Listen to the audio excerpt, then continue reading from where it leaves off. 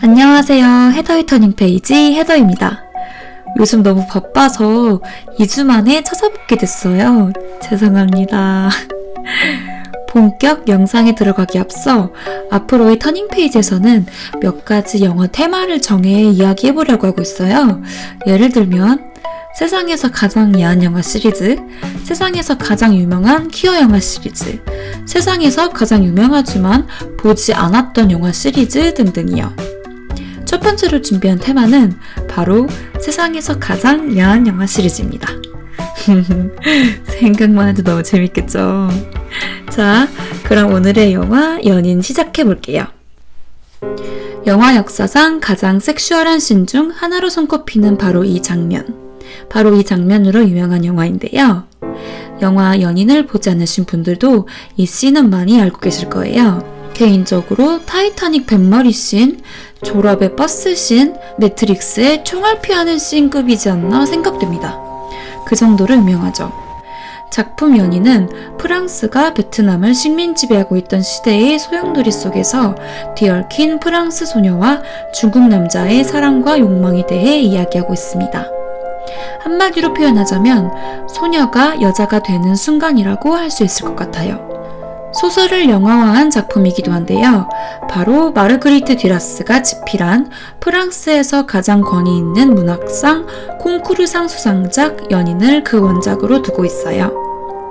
중국 남자 차이나맨 역할을 맡은 배우는 영웅본색, 동사서독, 적은걸 등에 출연하며 한국인에게도 친숙한 배우 양가휘, 왕가휘 아니고 양저휘 아니고 양가휘, 그리고 주인공 소녀 역을 맡은 배우는 이 영화 연인을 통해 데뷔를 한 제인 마치입니다.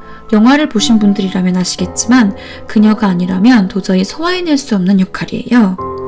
저는 사실 처음 영화를 봤을 때 개인적으로 롤리타가 많이 생각났었고 초반에 비교를 하면서 봤던 것 같아요. 하지만 저는 연인 소녀 역을 맡은 제인 마치가 훨씬 더 배역 소화를 잘했다는 생각이 들어요. 정말 원작의 주인공 그 자체처럼 보이거든요. 자, 그럼 본격적으로 이야기 시작해볼게요. 인생의 마지막을 앞두고 있는 노년의 여성이 과거 프랑스 식민 지배 아래에 있던 1929년 베트남에서 경험했던 자신의 과거를 회상하며 영화 그리고 소설 연인은 시작됩니다. 다른 일반 여성스러운 여자아이들과는 다르게 주인공 소녀는 앳되고 여성스러운 외모와는 다르게 어머니가 싫어하는 남성용 챙이 넓은 페도라, 구두, 가방을 입습니다. 그녀의 가족들은 돌아가신 아버지를 제외하고 모두 베트남에 살고 있어요. 어머니는 비록 프랑스인 학교에서 교감직을 맡고 있지만 다른 사람들에게 존경받는 성숙한 사람이라고는 할 수 없어요. 또한 소녀에게는 2명의 오빠가 있는데요. 착한 심성을 가지고 있는 둘째 오빠와는 다르게 큰오빠는 굉장한 아편 중독자였고 자신의 마약값을 충당하기 위해 가족들에게 도둑질과 폭력을 일삼았어요. 하지만 그녀의 어머니는 이런 큰오빠를 꾸짖고 좋은 방향으로 인도하기는커녕 그를 내 아가라고 부르며 편애했고 나머지 아이들을 미체 애들이라고 부르기까지 합니다. 결국 성질 더러운 첫째 오빠의 괴팍함과 어머니의 무심함 속에서 둘째 오빠를 지켜줄 사람은 소녀인 나밖에 없었죠. 작품 연인이 재미있는 점은 화자, 노년의 여인이 작품 속에 등장하는 인물들에게 따로 이름을 지어주지 않았다는 거예요. 소녀는 소녀로, 중국 남자는 중국 남자로, 엄마는 엄마로, 오빠들은 오빠들이라고 불리죠. 이렇게 소녀는 어린 나이에 감당하기 어려운 일이 일상이 되어서인지는 몰라도 그녀 스스로를 겉모습만 15살인 마음이 늙어버린 할머니라고 표현하기도 해요. 이렇게 영화에서도 소설에서도 주인공에게서 10대 특유의 생기발랄함이나 청량감은 1도 느낄 수가 없습니다. 화자가 70대의 노인이기 때문일 수도 있겠지만요. 그렇게 짧았던 방학이 끝나고 학교로 돌아가는 메콩강 위 원주민들이 타는 나룻배 위에서 소녀는 한 남자를 만나게 됩니다. 고개를 돌려 쳐다보자 프랑스에서 막 공부를 마치고 돌아온 20대 후반에서 30대 초반으로 보이는 돈이 어마어마하게 많은 베트남 일대의 개인 부동산의 대부분을 소유하고 있는 중국 남자가 그녀에게 말을 걸고 있었죠. 어린 소녀조차 알아차릴 만큼의 호의를 내비치는 이 남자는 첫눈에 그녀에게 사랑에 빠진 듯합니다.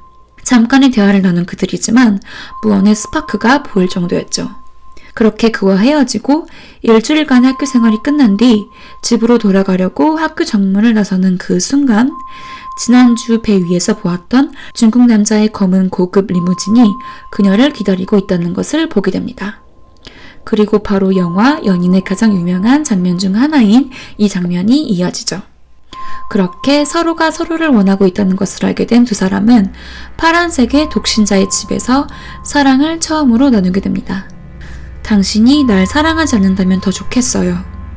날 사랑한다 해도 당신이 습관적으로 다른 여자들에게 하는 것처럼 대해주세요. 라고 말하는 소녀가 어처구니 없는 남자지만 그녀를 이미 깊게 사랑하고 있던 남자는 그녀의 말에 따르면서도 사랑하는 마음을 숨길 수가 없어요. 처음 사랑을 나눈 뒤 중국 남자는 이야기합니다. 당신은 내게 돈이 있으니까 나를 따라왔어. 하지만 그녀를 사랑하기에 그는 또 이렇게 이야기해요. 그녀를 데리고 베트남을 떠나고 싶다고요. 하지만 작은 오빠를, 나머지 가족들을 떠날 수 없던 그녀는 혹은 사회에서 받아들여줄 수 없는 그 사랑을 그녀는 거절합니다. 그리고 소녀는 중국 남자에게 자신의 가족, 그녀를 불행하게 만든 그 씨앗에 대해서 이야기합니다. 또 그 씨앗이 앞으로 그녀에게 어떤 영향을 미칠지에 대해서도요. 어느 날 그녀의 가족들과 콜랑에서 저녁 식사를 함께하게 된 중국인 남자예요. 하지만 가족들은 모두 개걸스럽게 밥을 먹어댈 뿐이었어요. 이블련 어머니가 물어본 것은 식당의 가격이나 그들이 먹고 있는 음식의 값어치에 대한 질문뿐이었죠. 그가 전하는 파리 생활의 이야기나 그들의 만남에 대한 이야기, 일상의 이야기는 가족들에게 흥미로운 소재거리가 아니었어요. 그가 저녁을 대접하는 것은 당연한 것이었죠. 가족들은 그에게 고맙다는 표현도 잘 먹었다는 이야기도 없었죠. 그리고 소녀 또한 가족들 앞에서 중국 남자가 부끄러운 사람이라는 듯 말하기도 하고 나를 쾌락으로 몰고 가곤 하는 그 육체의 빈약함에 문득 정남이가 떨어진다라고 생각하기도 해요. 춤을 추러 간 클럽에서도 가족들의 그를 향한 경멸은 계속됩니다. 이 불쾌한 만남 이후 결국 중국 남자와 딸 사이를 의심한 어머니는 옷과 속옷 냄새를 맡아보며 중국 남자의 향수 냄새가 난다며 주먹으로 폭행하며 뺨을 때리기도 합니다. 이를 웃으며 지켜보는 큰오빠는 여동생이 신세를 망치는 것을 면하기 위해서라도 진실을 알아내야 한다며 어머니를 부추깁니다. 이때 유일한 그녀의 편 작은 오빠가 울며 그들을 말리고 그녀는 이렇게 말합니다. 나는 거짓말을 한다. 아무 일도 없었다고. 단 한 번의 키스도 없었다고. 내 목숨을 걸고 맹세한다고 나는 소리친다. 어머니는 내가 어떻게 중국 사람과 그렇게 못생기고 빈약한 중국 사람과 그런 짓을 할 수 있다고 생각하세요. 하지만 소녀의 울부짖음과는 반대되게 그녀는 중국 남자와의 관계를 이어나갑니다. 그렇게 학교 기숙사로 돌아가지도 않고 그의 곁에서 잠을 자기도 합니다. 그녀의 외박이 계속되자 이를 알게 된 어머니였지만 오히려 기숙사 원장을 만나 딸을 자유롭게 내버려 두고 기숙사에 돌아오는 시간을 통제하지 말 것이며 일요일에 있는 활동도 참가하라는 강요를 하지 말라고 부탁합니다. 그녀가 중국 남자에게서 돈을 받기 때문이었죠. 하지만 어느 날 중국 남자는 항상 데리러 오던 그 시각에 소녀를 데리러 오지 않습니다. 곧 죽음을 앞두고 있던 중국 남자의 아버지가 죽지 않고 중국 남자가 10살 때 맺었던 정략 결혼 상대와 결혼을 추진하려고 했기 때문이었죠. 중국 남자는 아버지에게 자신과 프랑스 소녀의 사랑에 대해 이야기합니다. 하지만 아버지는 차라리 그가 죽는 걸 보는 것이 낫다며 그의 사랑을 비웃습니다. 그렇게 그들의 관계는 점점 더 깊어져만 가요. 순진한 아이라고 믿지 마세요. 저 모자, 연지 바른 입술, 저것들만 보아도 알 수 있지 않나요? 저건 별 뜻이 없는 게 아니에요. 시선을 끌어서 돈 많은 사람을 유혹하려는 수작이라고요. 저희 오빠들은 건달이고요. 저와의 애인은 중국 사람이라는데요. 백만장자의 아들이랍니다. 이러한 소문이 학교와 그녀의 가족들이 살고 있는 동네 부근에 모두 알려지기 시작하자 모두 그녀를 피하고 뒷이야기를 하고 다닙니다. 결국 어머니도 이러한 일을 모두 알게 되고 어느 날 소녀에게 묻습니다. 단지 돈 때문에 그 남자를 만나는 거니? 라고요. 소녀는 한참을 머뭇거리다 오로지 돈 때문이라고 대답합니다. 그렇게 소녀는 베트남을 떠나 프랑스로 향하는 배를 처음으로 타게 됩니다. 그렇게 프랑스로 향하는 배가 첫 번째 고동을 올렸을 때 그녀는 눈물을 보이지 않고 울었다라고 표현합니다. 그가 중국인이었기 때문이었고 또 자신들과 같은 종류의 연인들은 눈물을 흘려서는 안 되기 때문이었다고 생각했기 때문이었죠. 소녀는 배 위에서 저 멀리 떨어져 있는 길고 검은 리무진을 발견합니다. 뒷자리에서 보일 듯 말 듯한 남자가 앉아 있었지만 소녀는 중국 남자가 마지막으로 그녀를 보러 왔다는 것을 알고 있었죠. 그들은 항상 그랬던 것처럼 서로 마주하고 있어도 내색할 수 없었어요. 손을 흔들 수도 대놓고 눈물을 흘릴 수도 없었죠. 그렇게 출발하고 얼마가 지났을까? 중앙 가판의 응접실에서 쇼팽의 왈츠가 울리고 그녀의 기억 속에서 수많은 밤과 밤 사이에 흐릿해져 버린 과거 그날 밤에 대해 생각하자 갑자기 그녀는 확신이 듭니다. 그리고 울음을 터뜨리죠. 독신자의 집에 있을 그 남자가 생각났기 때문이었어요. 자신도 깨닫지 못했던 그 감정, 그를 향한 자신의 마음이 사랑이었는지 사랑이 아니었는지조차 몰랐던 과거의 소녀와는 다르게 쇼팽의 음악이 퍼지는 지금 이 순간이 되어서야 그녀는 깨닫게 됩니다. 모두가 자고 있는 그 새벽, 음악 소리와 소녀의 흐느낌만이 존재했어요. 영화와 다르게 소설에서는 중국인 남자가 결혼한 것을 소녀는 보지 못했으며 아버지가 강요하던 결혼을 언제 했는지조차 알지 못합니다. 시간이 흘러 세계 2차 대전이 끝나고 작은 오빠가 죽고 어머니가 죽고 소녀가 결혼을 하고 이혼을 하고 아이를 낳고 몇 권의 책을 출판하고 중국 남자가 자신의 부인과 파리에 왔습니다. 전화를 건 그의 목소리를 듣자마자 그라는 것을 아는 화자예요. 그냥 당신 목소리가 듣고 싶었소. 라고 남자가 말하자 그녀는 말해요. 나예요. 안녕하세요. 중국 남자는 겁을 먹고 있었어요. 그 예전처럼 두려워하고 있었죠. 떨리는 그의 음성 속에서 작가는 그의 중국식 억양을 기억해내고 그간 있었던 가족들 간의 이야기를 공유합니다. 그리고 그는 이렇게 이야기하죠. 자신의 사랑은 예전과 똑같다고. 그는 아직도 그녀를 사랑하고 있으며 결코 이 사랑을 멈출 수 없을 거라고. 죽는 순간까지 그녀만을 사랑할 거라고요. 작품 연인은 돈과 현실에서 벗어나 기댈 곳이 필요했던 소녀가 죽음을 맞이하기 전 자신의 인생, 가족, 사랑을 되돌아보는 이야기입니다. 우리나라도 긴 일제강점기를 경험했듯이 베트남도 프랑스의 오랜 식민 지배하에 있었습니다. 연인은 세상에서 가장 연약한 존재이자 보호받아야 할 대상이라고 여겨졌던 여성, 그것도 어린 소녀와 동양에서 온 30대 중국인의 사랑은 상식적인 사회통념으로는 이해되어지고 받아들여지는 관계라고 할 수 없었습니다. 더군다나 인종차별이 만연했던 그 시대에서 이 만남은 모두에게 불편한 관계였을 거예요.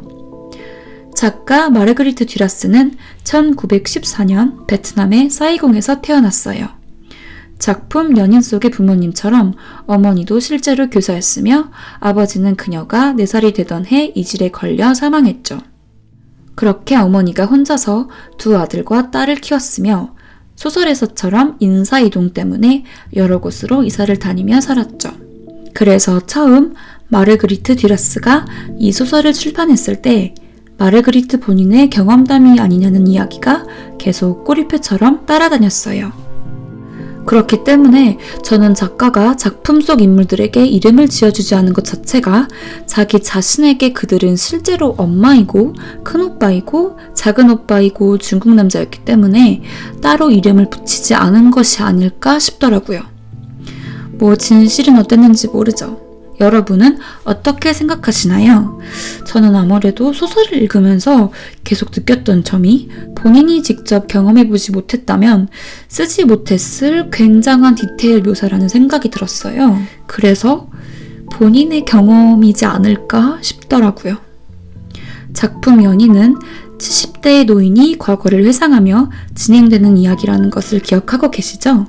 실제 작품 속에서의 화자는 계속 과거와 현재를 왔다 갔다 하며 이야기하고 작품 전반부와 후반부에서는 화자 스스로를 지칭하는 단어마저 계속 바뀝니다. 화자 스스로 현실과 가상을 헷갈려하는 것처럼 스스로를 나라고 하기도 하고 그녀라고 하기도 해요. 이처럼 과거와 현재를 왔다 갔다 하는 기법을 통하여 단순히 사건을 나열하는 데 그치지 않고 화자 본인이 느꼈던 과거의 경험과 감정들을 현재 느끼고 있는 것처럼 표현했어요. 보통 립스틱은 여성의 전유물이자 성인 여성을 상징하는 물건이라고 생각하죠. 영화에서 두 사람의 첫 만난 장면을 보면 소녀의 입술은 어린아이가 어머니가 외출했을 때를 틈타 몰래 바른 립스틱처럼 울퉁불퉁하게 발려져 있습니다. 하지만 중국 남자와의 육체적 관계 이후에는 그녀의 입술 립스틱은 정갈하게 발려져 있습니다. 정신적으로만 성숙했던 소녀가 육체적으로도 성숙해졌다는 은유를 내비친 이 장치가 굉장히 재미있었어요. 중국 남자는 정말 어마어마한 부자로 묘사되는 인물입니다. 지금은 물론 말도 안 되는 소리지만 그 당시 사회적으로 더 우월하다고 여겨지는 사람은 소녀였지만 그녀는 가난하고 가난했어요. 그와 반대로 인종적으로는 차별받는 중국 남자는 돈이 어마무시하게 많았죠.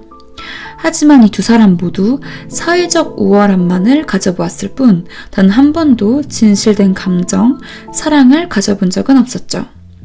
이렇게 서로에게 없는 부분을 채워주는 두 사람이었기 때문에 서로 사랑에 빠질 수 있었던 셈이에요. 비록 소녀와 중국 남자 사이에 돈이 오고 갔지만 이는 서로에게 애정 표현이었다고 말할 수 있을 것 같아요.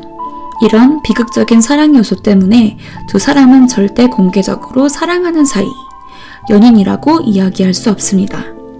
이처럼 영화와 소설 연인 속에서 그들의 사이에 흐르는 일관된 침묵과 다르게 도시의 소음은 항상 너무나 시끄럽습니다.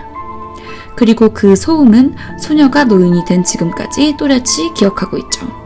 이 두 사람은 몇십 년 동안 서로 단 한순간의 접점조차 없던 인생을 보냈지만 평생 그들이 나누었던 아주 짧은 시간을 붙잡고 평생을 살았습니다.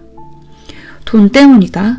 혹은 육체적 관계를 원하기 때문이다 라고 정의 내렸던 두 사람이었지만 사실은 사랑 때문에 독신자의 집에서 만났던 것이었죠. 아직까지 그 소음을 잊지 못할 정도로요. 소녀의 집에서 일어나는 모든 일들은 정말 악몽 그 자체입니다. 작가는 큰오빠와 함께 살았던 과거를 전쟁에 비유합니다.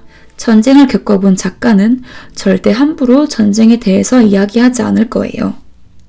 하지만 그녀는 전쟁 기간은 큰오빠가 군림하던 시기와 혼동된다.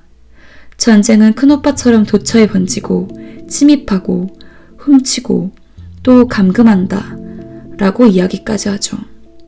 이렇게 작은 집에서조차 지배계급과 피지배계급이 나뉜 셈이었죠. 오빠와 엄마 그리고 나와 작은 오빠로요.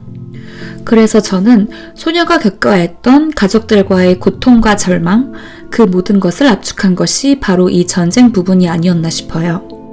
소설 후반부, 어머니는 죽기 전까지 큰 아들을 위해서만 돈을 벌었고 그에게 모든 돈을 상속합니다.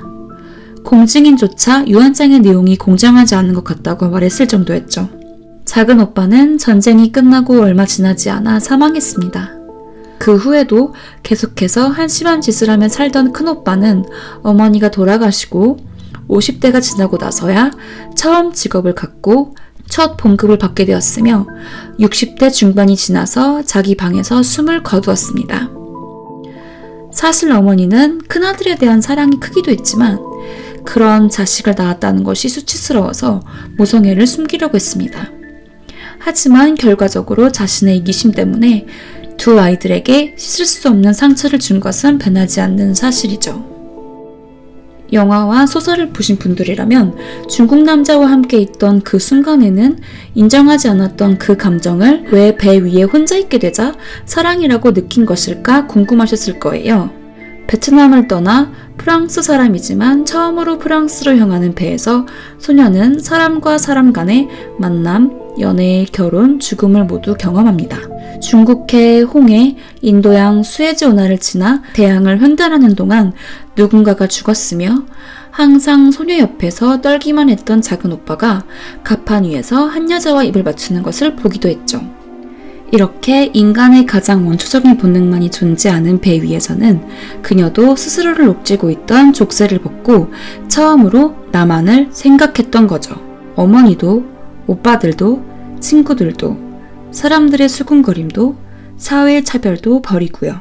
너무나도 늦게 깨달아버린 그 감정에 소녀는 자신을 주체하지 못하고 평생 가슴속에서만 묻고 있을 그 중국 남자를 생각하며 눈물을 흘리게 된 거였어요. 영화와 소설 연인은 단 한순간도 오롯이 자신만을 위해서 선택을 할 수 없던 소녀가 처음으로 나만을 위해서 이기적인 일, 사랑을 했던 자신의 과거를 뒤돌아봄으로써 평생 자신을 괴롭혔던 가족들의 그림자에서 스스로의 족쇄에서 벗어나게 되는 이야기예요. 영화와 소설 연인 저의 한 줄 평은 내가 나일 수 없었던 그 시절, 나를 나로 만들어준 단 한 사람입니다. 이렇게 좋은 내용과 야한 장면이라니 금상첨화가 아니겠습니까? 주인공 소녀 제인 마치도 중국 남자 역할을 맡은 양가위도 케미 폭발이니까 지금 당장 영화 연인을 보러 가보세요. 왓챠 플레이에도 업데이트가 돼 있더라고요. 그렇다고 야하기만 한 것이 아니라는 건 앞에 설명을 통해서 아셨을 거라고 생각해요.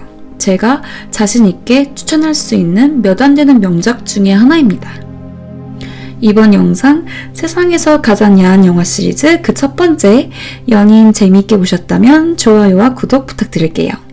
즐거워하세요. 우리는 헤더의 터닝 페이지 다음 시간에 다시 만나요. 안녕.